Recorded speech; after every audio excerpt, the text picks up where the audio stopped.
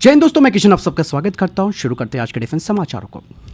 दोस्तों, यूरोप का Eurodrone programme के बारे में तो आप सबको मालूम है, लेकिन अब इस यूरोड्रोन को लेकर एक बड़ी अपडेट आई है जिसमें कि भारत को एक खास तरीके के यूरोड्रोन को ऑफर किया गया है। और ये ड्रोन मेल क्लास का यूएवी है, काफी ऊंचाई तक जा सकता है और लंबे समय तक उड़ान भर सकता है। यूरोड्रोन को एयरबस डिफेंस इसे तैयार कर रही है। हालांकि इसके साथ सहयोगी कंपनियां भी हैं जैसे कि Dassault aviation, Leonardo, Airbus defence and space Spain.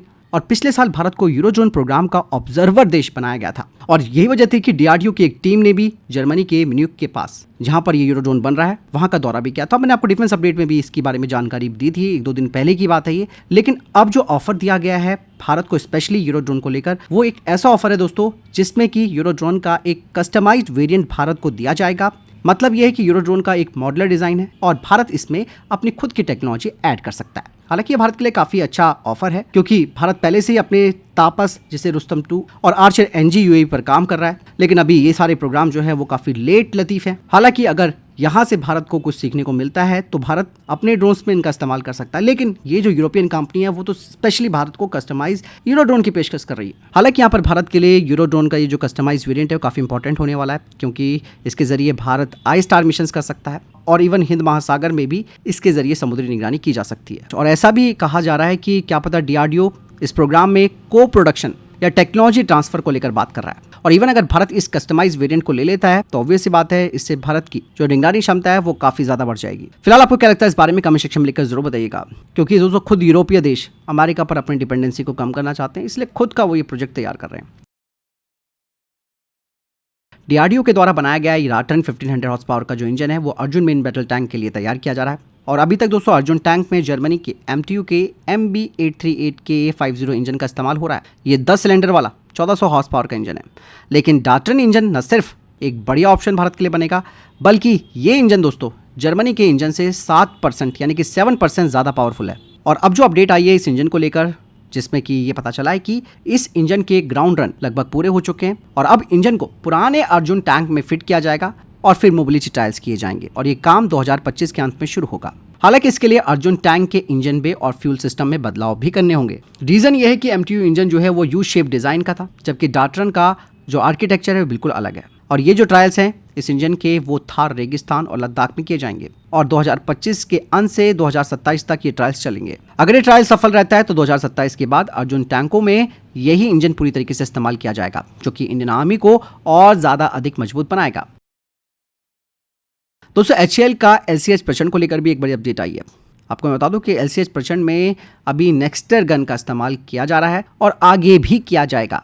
Reason इसका क्या है वो भी मैं आपको बताऊंगा। जैसे कि आप सबको मालूम भी है कि HAL को 156 लाइट कॉम्बैक्ट हेलीकॉप्टर प्रचंड को बनाने का एक बड़ा ऑर्डर मिला है, जिसमें कि 90 इंडियन आर्मी के लिए होंगे और 66 इंडियन एयरफोर्स के लिए। लेकिन सबसे महत्वपूर्ण बात तो ये है कि हम इस हेलीकॉप्टर को मेक इन इंडिया प्रोग्राम के तहत बना रहे हैं, आत्मनिर्भर भारत अभियान को फोकस में रखते हुए बना रहे हैं। लेकिन अभी भी इन हेलीकॉप्टरों की जो पहली खेप है उसमें फ्रांस की कंपनी की नेक्स्टर की 20 mm M621 गन का ही इस्तेमाल होगा। क्योंकि दोस्तों नेक्स्टर की M621 गन की बात की जाए तो ये एक हल्की तेज फायर करने वाली 20 mm की गन है। इसे हेलीकॉप्टर के आगे लगे THL-20 टर्रेट में फिट किया गया है और ये gun helmet mounted site system से जुड़ी है, जिससे कि पायलट जहां देखता है वहीं गन निशाना लगाती है। इसकी रफ्तार दोस्तों 800 राउंड पर मिनट है, रेंज 2 किलोमीटर है। अब आपके मन में सवाल ये आ रहा होगा कि हमारी स्वदेशी गन का क्या होगा, क्या हम इस तरीके की गन को नहीं बना सकते? तो इसके पीछे रीजन है दोस्तों कि जो हमारी armament research and development establishment है वो इस गन को तैयार तो कर रही है स्वदेशी, लेकिन इसके ट्रायल और टेस्टिंग में काफी लंबा वक्त लगेगा और तब तक लगेगा दोस्तों जब तक कि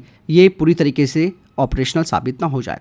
यही वजह है कि शुरुआती बैचेस में विदेशी गन ही लगाई जाएगी। उम्मीद तो ये की जा रही है कि पहले 50 हेलीकॉप्टरों के बाद यानी कि 2027 या उसके बाद स्वदेशी गन का इस्तेमाल शुरू हो सकता है इनमें लगाना। और सब कुछ डिपेंड करता है ट्रायल्स के रिजल्ट्स पर, फिर उसके बाद प्रोडक्शन की क्या हमारी तैयारी है उस पर भी। अभी LCH में 45% हिस्से जो हैं वो स्वदेशी हैं, लेकिन आने वाले वक्त में ये 55% या उससे ज़्यादा हो जाएगा, जिसमें कि स्वदेशी गन और अन्य पार्ट्स भी शामिल किए जाएंगे। और इवन भारत इसे एक्सपोर्ट भी करना चाहता है। बाकायदा HAL ने LCH के लिए नाइजीरिया जैसे देशों के साथ बातचीत शुरू की है। इसकी कीमत की बात की जाए तो $17 मिलियन पर यूनिट के हिसाब से इसे ऑफर किया गया है, जो कि वेस्टर्न और चाइनीज हेलीकॉप्टर से काफी सस्ता है। मतलब साफ है कि अभी LCH प्रचंड को भारत का पहला स्वदेशी लड़ाकू हेलीकॉप्टर बनने में थोड़ा वक्त लगेगा और अभी लेट लतीफी ना हो, डिलीवरी में देरी ना हो, इसी वजह से नेक्स्टर गन का ही इस्तेमाल जारी रहेगा। तो बात क्लियर हो जाती है।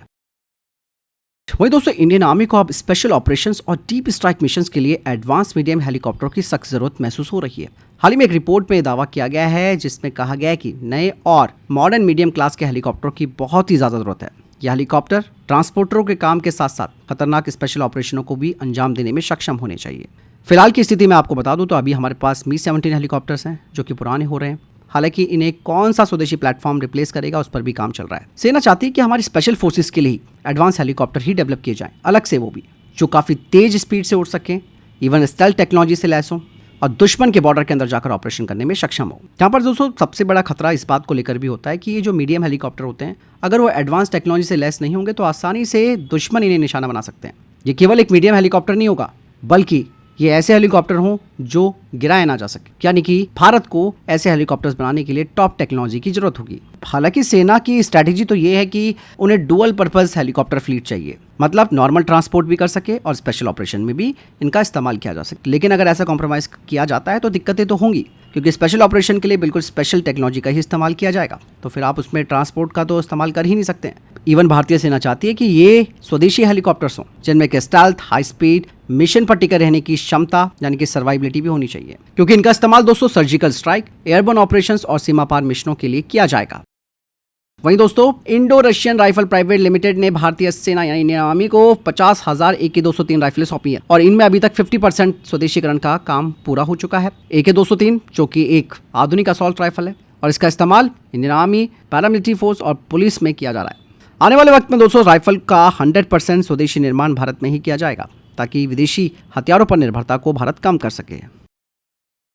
वहीं ऑपरेशन सिंदूर को लेकर एक बड़ी अपडेट सामने आई है दोस्तों। 10 मई को एक महत्वपूर्ण घटना हुई थी जब इंडियन नेवी के MiG-29K फाइटर जेट ने पाकिस्तानी नेवी के एक सर्विलांस एयरक्राफ्ट RAS-72C ईगल को इंटरसेप्ट कर लिया था और उसे वापस खदेड़ने पर मजबूर भी कर दिया था। और इस बारे में जो डिटेल है वो NDTV के द्वारा प्रकाशित की गई है। मतलब साफ था कि इंडियन नेवी पूरी तरीके से तैयार थी किसी भी दुस्साहस का जवाब देने के लिए। यहाँ पर दोस्तों RAS-72 ईगल काफ़ी आधुनिक एयरक्राफ्ट माना जाता है और ये जो निगरानी एयरक्राफ्ट था वो INS Vikrant carrier battle group के पास निगरानी के लिए आया था, इसीलिए MiG-29K ने इसे तेजी से ट्रैक और इंटरसेप्ट कर लिया था। इवन दोस्तों इंडियन नेवी को खास टारगेट पैकेज दिए गए थे, यानी कि किन किन ठिकानों को या फिर जो संभावित खतरे हैं उन्हें निशाना बनाना है, और ये परियोजना पहले से ही तैयार की गई थी। तो आप समझ सकते हैं दोस्तों, भारतीय नौसेना हर खतरे से बिल्कुल वाकिफ रहती है, चौकन्नी रहती है।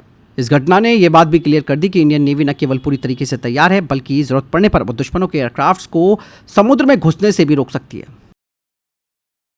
वहीं दूसरी तरफ भारत और रशिया के बीच बातचीत हुई है Su-30 MKI फाइटर जेट को अपग्रेड करने को लेकर, जिसमें कि बाकायदा एक नए AL-41 इंजन की पेशकश भी भारत को की गई है। आपको मैं बता दूं कि अभी जो Su-30 MKI जो भारत में बनते हैं उनमें AL-31 इंजन लगाए गए हैं। ये इंजन पुराना और कम ताकतवर है, लेकिन रशिया भारत को अब AL-31 की जगह नया पावरफुल AL-41 इंजन को लेकर बात कर रहा है कि भाई इस इंजन का इस्तेमाल आप करो इस फाइटर जेट में। इवन AL-41 इंजन दोस्तों Su-57 स्टेल्थ फाइटर जेट में भी इस्तेमाल हो रहा है। ज्यादा थ्रस्ट देता है, बेहतर फ्यूल एफिशिएंसी देता है, हाई परफॉर्मेंस मिशंस के लिए काफी बेहतर भी है। यहाँ पर दोस्तों भारत को Su-30 MKI को अपग्रेड करने की जरूरत इसलिए भी है क्योंकि भारत के पास सबसे ज्यादा Su-30 MKI हैं, करीबन 270 से ज्यादा, और इंडियन एयरफोर्स के लिए इन्हें मॉडर्न बनाए रखना काफी जरूरी है ताकि लंबे समय तक ये सर्विस में रह सके, नए हथियार, रडार, सेंसर्स के साथ तालमेल बना सके, दुश्मन के नए जनरेशन के फाइटर जेट्स का मुकाबला कर सके। और Su-30 MKI में क्या क्या चीजें अपग्रेड हो सकती हैं, जैसे कि पहला तो इंजन ही अपग्रेड होगा, यानी कि AL-41 इंजन लगेगा।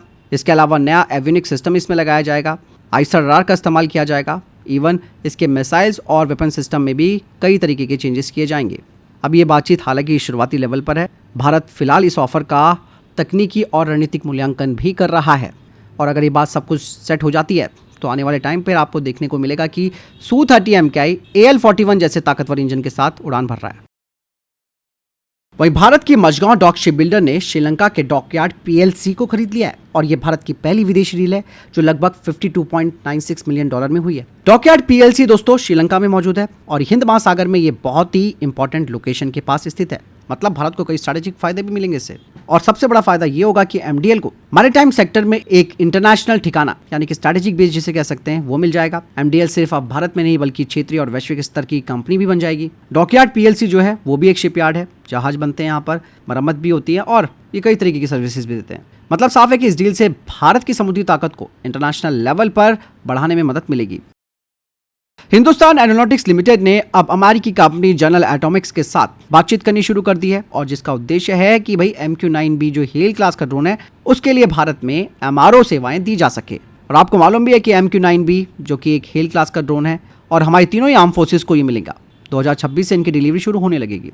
ये बात इसलिए भी दोस्तों काफ़ी इंपॉर्टेंट हो जाती है क्योंकि MQ-9B में जो इंजन इस्तेमाल हो रहा है वो हनीवेल का TPE-331 हो रहा है।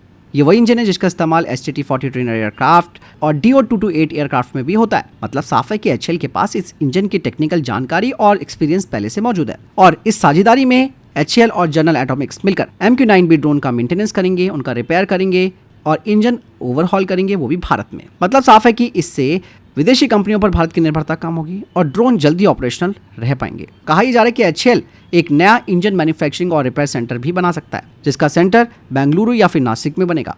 और कुल मिलाकर आप ये समझिए कि इस तरीके के कोलैबोरेशन से अब भारत न केवल ड्रोन्स को खरीद रहा है या उनका इस्तेमाल कर रहा है बल्कि ड्रोन मेंटेनेंस हब भी भारत बन रहा है। फिलहाल ये थे अभी तक के टॉप डिफेंस अपडेट। वीडियो के सामने कोई प्रश्न जवाब या आपको कोई सवाल है कमेंट सेक्शन में लिखकर जरूर पूछ सकते हैं। वीडियो को लाइक और शेयर जरूर कीजिएगा। जय हिंद, वंदे मातरम।